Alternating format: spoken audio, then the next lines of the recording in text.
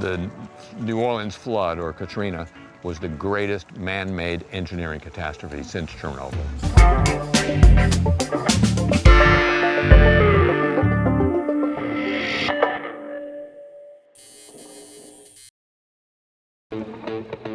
Katrina made landfall on the Gulf region of the United States in August 2005, killing some 1,800 people, displacing over 1 million others, and causing more than $135 billion in damages.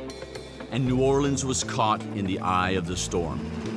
The first Europeans to arrive in New Orleans settled on the highest ground, in and around what is now the French Quarter. These neighborhoods were not affected by Hurricane Katrina, but 50% of New Orleans is below sea level. The lower 9 was the hardest hit during Hurricane Katrina. It's a low-income neighborhood. It is physically segregated from the rest of the city by water and transport barriers.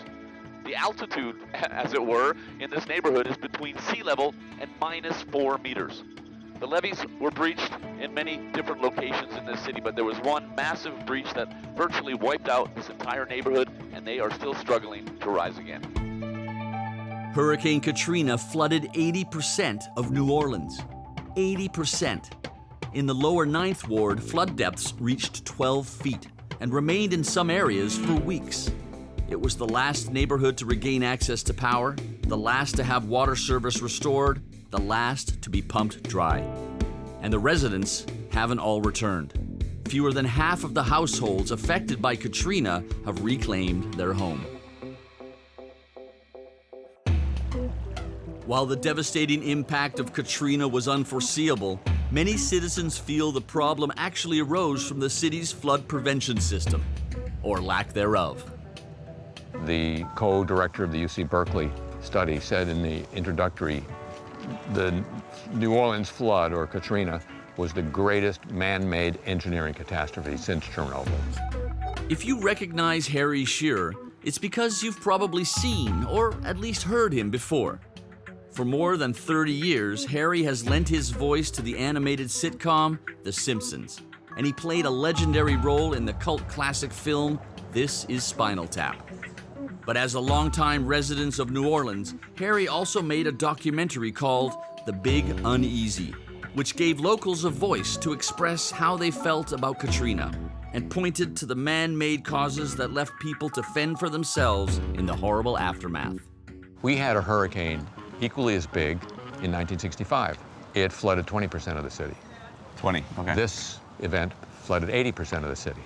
Wow. After 40 years of protection by the Army Corps of Engineers. The Flood Control Act of 1965 gave the U.S. Army Corps of Engineers permission to build various flood control projects, including the Lake Pontchartrain and vicinity, and the Louisiana Hurricane Protection Project.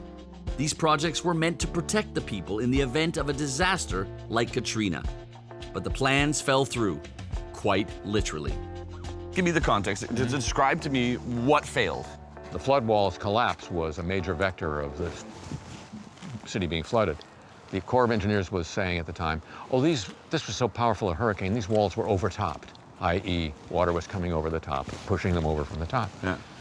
The high water mark was halfway up the wall. Wow. They were undermined from below. This was poor construction.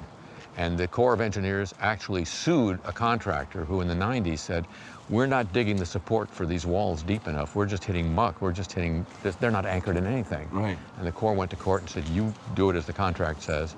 And the court supported the Corps, and the company did, and that wall collapsed.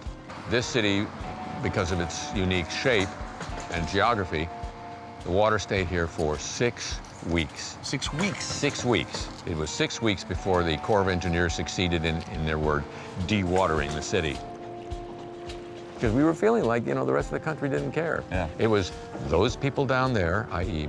mainly black people, their own fault for living below sea level. So there was a feeling that the rest of the country, if this incident had happened in Kansas City, the response might have been a lot more, done with a lot more alacrity.